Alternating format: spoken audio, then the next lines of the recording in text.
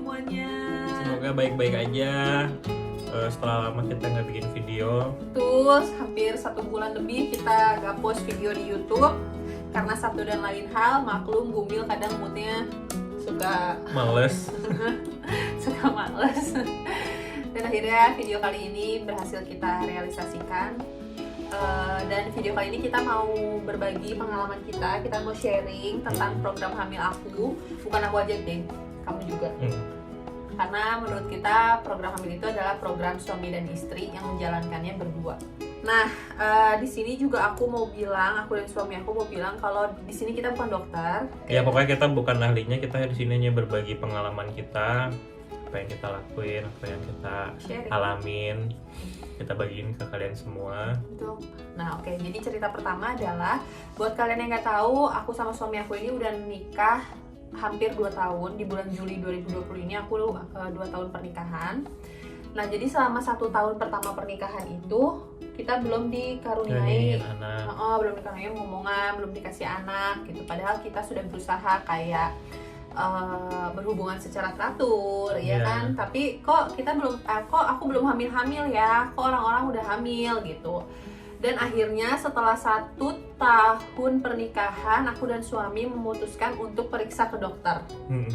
Sebenarnya kita udah mau periksa ke dokter tuh dari 6 bulan pernikahan ya, belum hamil. Kan soal orang-orang kayak selalu ntar aja santai aja kali ya, belum setahun mah. Ntar kalau udah setahun baru. Ada yang juga ntar aja kalau udah 2 tahun kalian seneng-seneng aja deh dulu. Kayak teman-teman gue tuh banyak nih udah pada punya anak yang nikahnya di tahun yang sama.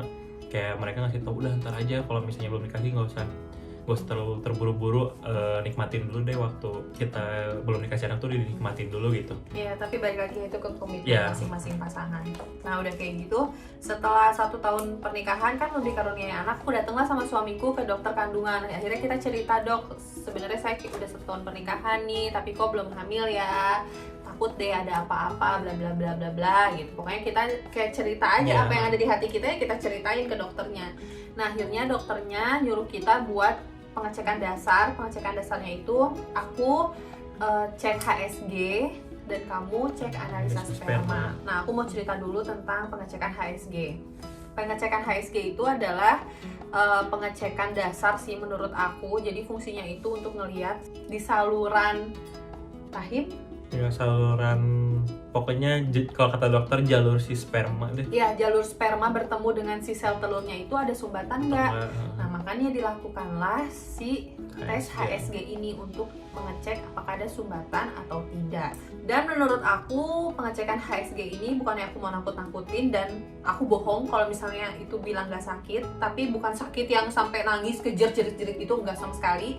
Kalau aku lebih ke kaget karena si pengecekan HSG ini kan dari vagina kita tuh dikasih balon gitu, dimasukin balon, aku juga nggak tahu lah gimana caranya, pokoknya itu kedokteran, dikasih balon, udah gitu dikasih cairan jadi si cairannya itu mau dilihat nih cairannya itu masuk nggak, lancar nggak gitu jalurnya. Kalau misalnya ada penyumbatan, wah berarti ini harus di treatment lebih lanjut gitu. Kalau kamu gimana?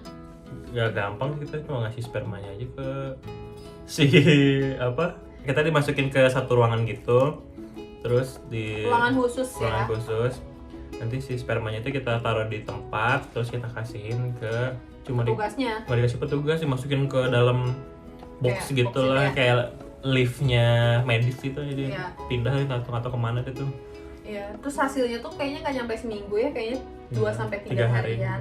2-3 harian dan akhirnya keluarlah itu hasilnya. Dan alhamdulillah hasilnya itu, kalau aku si salurannya itu paten dua-duanya, artinya paten itu adalah tidak ada sumbatan sama sekali. Itu kalau kamu tuh hasilnya bagus juga tapi cuma ada satu yang kurang juga sih. Jadi dia bisanya si angka seharusnya itu 4, nah aku tuh 4 gitu, ngerti nggak? Ngepas banget gitu. Iya, ngepas banget. Ya, jadi harus ditingkatin, dan itu tuh kalau nggak salah kelincahan si spermanya. Kelincahan spermanya, betul. Nah akhirnya kita balik lagi lah tuh ke dokternya, kita kasihkan hasilnya. Terus dokternya bilang, oh nggak apa-apa kok, ini bagus kok dua-duanya katanya. Terus kok belum hamil-hamil sih dok? Aku kan udah setahun lebih menikah, udah berhubungan juga secara teratur, kok belum hamil-hamil gitu. Akhirnya tunggu dulu kata dokter. Ini kan baru cek dasar, belum cek yang lainnya katanya. Nah akhirnya Setelah itu aku di USG transvaginal. USG transvaginal itu adalah USG yang masuknya dari vagina. Jadi alatnya itu kayak panjang gitu, dimasukin, itu sama sekali nggak sakit, jangan takut, itu sama sekali nggak sakit, dimasukin. Nah baru deh tuh dilihat si sel telurnya. Ternyata sel telur aku itu kecil-kecil. Nah dokter mendiagnosanya aku PCO. Jadi dokternya awalnya nanya dulu, kamu mensnya lancar nggak? Terus kamu ada tumbuh bulu nggak di kumis, tangan atau di kaki atau di perut? Terus obesitas atau tidak, jerawatan atau enggak gitu. Nah jadi PCO dan PCOS itu beda. Kalian bisa googling PCO, perbedaannya PCO dan PCOS. Nah aku tuh didiagnosanya PCO. Kenapa? Karena aku mens masih lancar, aku tidak obesitas, terus aku tidak banyak bulu-bulu juga, dan aku tidak jerawatan. Maksudnya jerawatan tapi bukan jerawatan yang parah meradang gitu, enggak. Ya udah, hari itu juga aku dikasih obat penyubur untuk membesarkan sel telur aku. Aku nggak bisa kasih tahu nama obat penyuburnya apa karena itu dalam pengawasan dokter. Jadi aku cuma bisa kasih tahu kalau aku dikasih obat penyubur harus pakai surat dokter. Betul. Harapannya ketika si sel telurnya besar dan siap dibuahi, jadi bulan depan bisa hamil. Tapi ternyata setelah bulan pertama aku minum obat penyubur dan bulan selanjutnya ternyata aku mens. Berarti kan obat penyubur itu belum berhasil. Si obat penyubur ini berhasil membesarkan si telurnya tapi tidak ke ukuran yang maksimalnya nih. Ke ukuran yang seharusnya. Jadi ukurannya masih kurang. Akhirnya di bulan kedua kita balik lagi ke dokter, cek lagi. Nah jadi guys, aku mau kasih tahu ke kalian kalau misalnya aku tuh kan tiap bulan ke dokter ya buat cek si sel telur aku. Aku tuh setiap bulan ke dokter di hari ke-12 setelah mens. Jadi misalnya mens aku tuh hari tanggal 1 nih. Berarti di tanggal 12 aku datang ke dokter buat cek sel telur aku, apakah dia membesar apa kecil. Karena di pertengahan bulan setelah mens itu, jadi kayak yang Erika bilang tadi tanggal 12, 13, 14 itu adalah tanggal si waktunya si telur itu berovulasi. Betul. Tapi kalau misalnya si telur itu tidak mencapai si ukuran maksimal itu dia tidak akan bisa berovulasi. Tidak akan berovulasi berarti tidak ada yang dibuahi oleh si sel sperma. Betul. Nah jadi di bulan kedua aku balik lagi ke dokter, aku bilang ke dokternya, dok aku mens gitu kan, aku mens nih dok gitu. USG transvaginal lagi, dicek ternyata telurnya masih kecil-kecil. Nah ya, udah nggak besar tapi cuma kecil, nggak signifikan. Ya terus aku dikasih obat penyubur lagi, naik dosisnya naik. Oh iya, aku juga dikasih obat gula, buat menekan kadar gula di tubuh aku. Jadi itu berpengaruh juga kata dokter untuk si sel telur itu. Jadi aku tuh minum obat penyubur dan obat gula tiap hari. Kalau obat gula tiap hari, kalau obat penyuburnya itu di hari keberapa mens? Hari kedua, hari kedua, ketiga, keempat, kelima kalau nggak salah itu. Nah, jadi suami yang tahu. Iya kamu pintar deh. Nah udah kayak gitu, harapannya bulan depan bisa hamil. Ternyata di bulan ketiga masih mens juga ya, baru kita cek lagi nih ke dokter di hari yang itu lagi 12. Iya, hari ke-12 terus dicek lagi. Udah kayak gitu, udah di bulan Desember ya.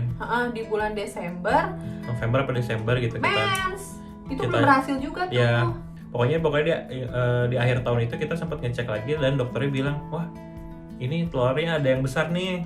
Ada 2 nih yang besar. Di ukuran yang seharusnya gitu. Bisa jadi nih, insya Allah bisa jadi gitu. Akhirnya dokternya memutuskan untuk suntik Ovidrel. Suntik Ovidrel itu untuk memecahkan si sel telurnya. Jadi kata dokter itu karena si telurnya dibesarin menggunakan obat penyubur, itu ada kemungkinan dia tidak bisa berovulasi sendiri, harus dikasih bantuan nih dengan suntikan si Ovidrel.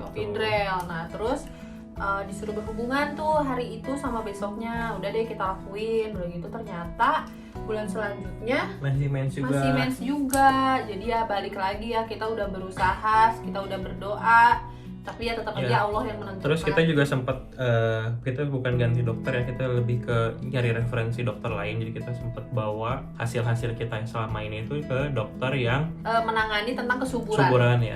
Jadi kita hormonal. Jadi setelah kita 3 kali sama aku 3 kali sama dokter yang A, akhirnya di bulan ke-4 aku pindah dokter ke dokter yang memang menangani untuk kesuburan wanita dan pria. Akhirnya track record kita bawa, dicek sama dokter ini, dia bilang ini semuanya bagus kok.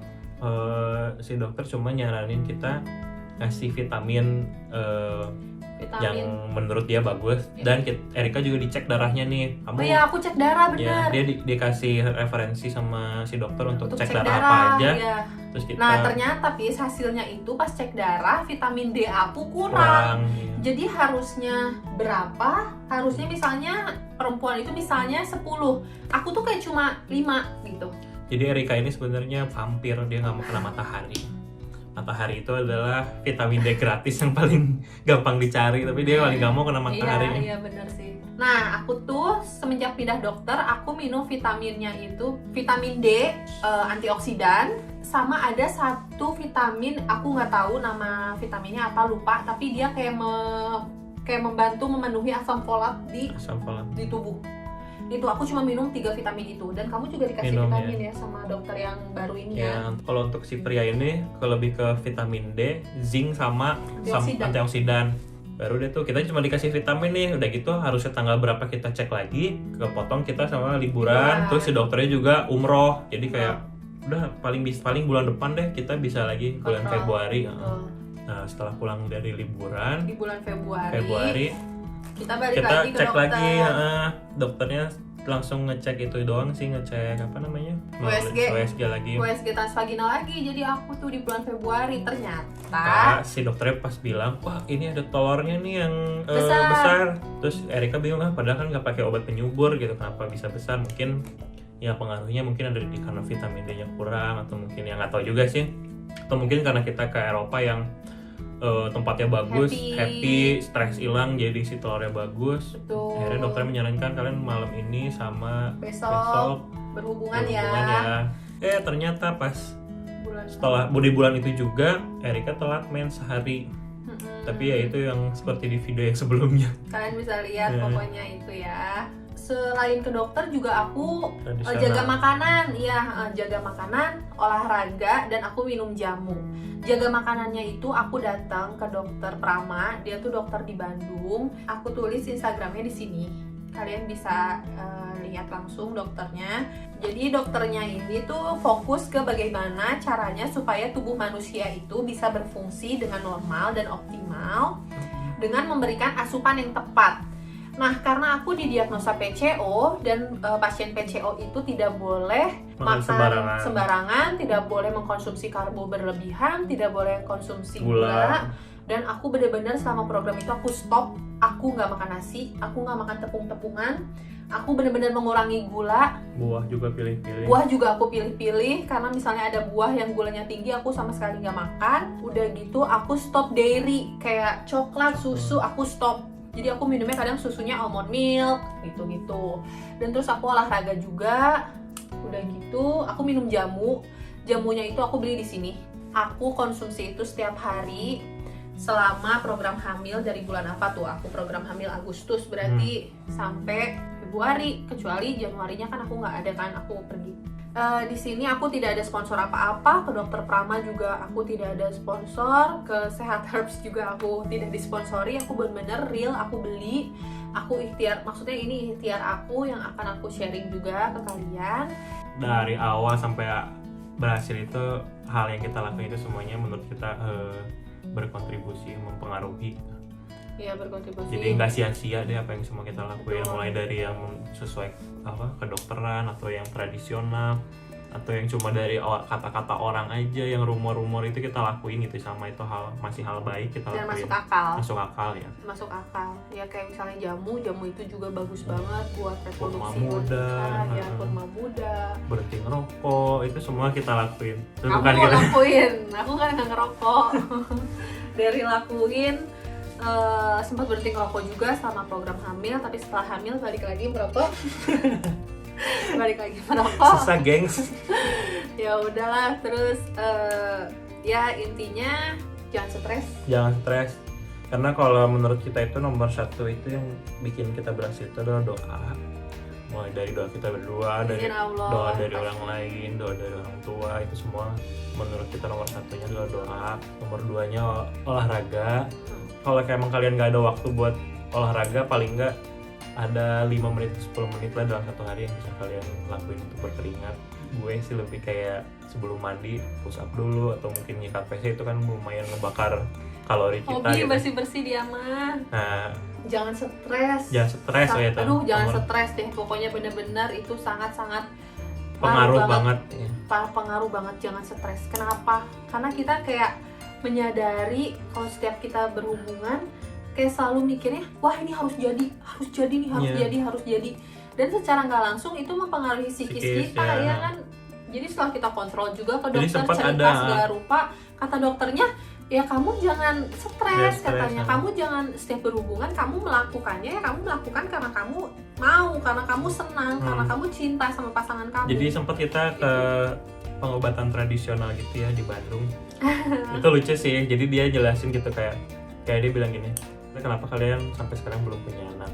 Tapi ada nih misalnya si A sama si B nih pasangan masih SMA, masih pacaran, tiba-tiba hamil si cewek ini. Karena kalau misalnya kalian itu udah punya beban nih, si suami suami istri kalian udah punya beban. Jadi ketika kalian berhubungan bukannya enjoy malah beban gitu. Itu kata dia sangat mempengaruhi ke badan wanitanya sama ke badan prianya. Jadi kayak spermanya nggak lincah, atau mungkin si badannya perempuan ini nolak gitu karena dia udah beban nih di si badannya. Jadi yang lakuinnya kenapa yang pasangan pacaran ini hamil duluan? Karena mereka melakukannya dengan senang-senang katanya. Jadi ya tapi jangan diikuti. Ya jangan diikuti, itu lebih ke cerita aja gitu. Jadi intinya kalaupun memang udah suami istri berhubungan jangan ada beban ya. Lakuinnya secara senang-senang deh gitu.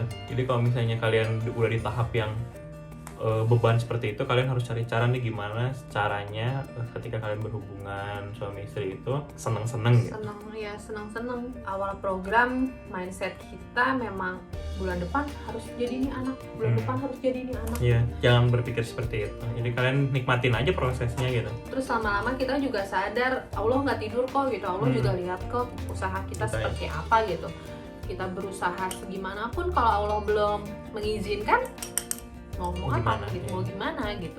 Ya udah, jadi lebih ke doa, jangan stres, jaga makanan, olahraga, jangan dengerin omongan orang. Itulah omongan orang itu kadang perempuan ya, apalagi kita sesama perempuan kadang omongan negatif omongan orang yang negatif yang membandingkan, yang bertanya-tanya gitu. Aduh, kalian harus benar-benar bisa tutup kuping. Awal-awal juga enggak kok, gue kayak dengerin terus pulang-pulang nangis. Bener, aku sampai kayak gitu loh. Ya udah gitu, jadi ya jangan dengerin omongan orang karena. Tapi kalau misalnya omongan orangnya kayak, lu cobain ini deh, minum ini, makan ini, yang hal-hal yang seperti itu, yang hal baik sih, ikutin aja nggak apa-apa. Kita juga ngikutin kok hal-hal seperti itu. Tapi masuk akal ya. Iya, masuk akal. Jadi intinya berdoa, berdoa, jangan stres, jaga makanan, olahraga, jangan dengerin omongan orang. Terus sama sering ngobrol aja antara suami dan istri, jadi jangan saling menyalahkan, jadi lebih sering ngobrol, cerita, cari solusinya bareng-bareng, masing-masing, nikmatin prosesnya. Selama hampir setahun lebih kita belum dikasih omongan tuh, mungkin aku sama kamu hubungannya mungkin kurang baik gitu. Jadi Allah kasih waktu dulu deh nih biar hubungannya baik dulu deh kalian gitu, bisa saling mengerti dulu deh, sering ngobrol, sering apa gitu. Ya mungkin di situ karena ya aku percaya apa yang kita rencanakan Allah lebih tahu kapan yang baik untuk dikasih, untuk dikabulkan. Gitu guys. Jadi buat ibu-ibu, para calon ibu hamil, para calon ibu, jangan berhenti semangat, terus ikhtiar, masukkan sesuatu tuh yang baik di dalam pikiran kita, di dalam tubuh kita, biar tubuh kita juga baik, mendengar dengan baik, jadi hasilnya juga baik. Buat bapak-bapak, ya buat bapak-bapak, buat bro-bro ya buat para suami lebih sering ini aja, lebih sering intim sama istrinya, lebih sering bercerita, mau itu masalah pekerjaan, masalah apapun itu, ada baiknya obrolkan sama istri, cerita, lebih rajin olahraganya, makanannya juga lebih hati-hati, pilih-pilih makanan, karena itu semua berpengaruh. Terus stres, hindarin stres, kalau punya hobi dijalanin. Ngerokok itu juga berpengaruh buat kualitas, tuh pengaruh banget kualitas loh ya. sperma. Semua dokter tuh bilang kalau suaminya ngerokok nggak? Ngerokok dok, aduh kalau bisa berhenti ya pak gitu. Tuh kayak semua Jadi, dokter ngomong jangan ngelihat orang yang lain ada yang ngerokok terus dia bisa punya anak, jangan dilihat karena tiap badan orang itu berbeda-beda. Betul. Terus jangan malu ya buat yang cowok-cowok kalau mau istrinya pengen promil tuh jangan malu buat cowoknya, karena si cowoknya juga harus diperiksa juga, jangan sampai si istrinya aja yang diperiksa, karena itu menurut gua nggak fair ya, terus nggak akan, lebih takutnya kan malah jadi si cowoknya yang itu kan kita nggak tahu, makanya harus dicek. Jangan malu aja intinya, jangan takut, harus. Karena setelah pas gue rasain ke rumah sakit ternyata bukan gue aja gitu, banyak gitu kayak dia juga kayaknya lagi promil, terus suaminya juga ikutan datang ikut ngecek semuanya, jadi kayak ngapain malu gitu ya, ngobrol lah intinya, sering ya. ngobrol. Itu jadi ke poin istri. nomor 5, jangan dengerin orang gitu, mau kita diomongin lu nggak jantan bla bla bla, bodo amat gitu kan, kita nggak tahu rencana Allah kayak gimana. Ya udah, semoga video ini bermanfaat ya buat kalian para calon bumil, calon pamil juga dan pamil karena program hamil itu berdua, hamilnya juga berdua, ngurus anak juga berdua, melahirkan juga bertiga sama anaknya, karena anaknya juga nanti akan cari jalan sendiri. Jadi ya semoga video ini bermanfaat. Buat kalian yang mau tanya-tanya bisa komen di bawah, nanti insya Allah kita jawab kalau ada pertanyaan dari kalian. Terus Ya udah, jangan lupa di share videonya ke Di teman-teman kalian yang mau hamil juga. ya kita nggak mungkin kayak inilah, nggak, jadi kita cuma bagi pengalaman. Ya bagi pengalaman sih, benar-benar. Jangan tiba-tiba habis nonton ini hamil. Jadi hamil. Tapi kan alhamdulillah ya, amin kalau misalnya ada yang kayak gitu, amin banget. Kita mah doain banget apapun yang baik, apalagi buat ibu-ibu, calon ibu hamil, amin. Ya udah, jangan lupa di subscribe, di like, dan komen juga kira-kira video apa lagi yang harus kita buat. Iya. Karena kita udah mulai buntu. Bye.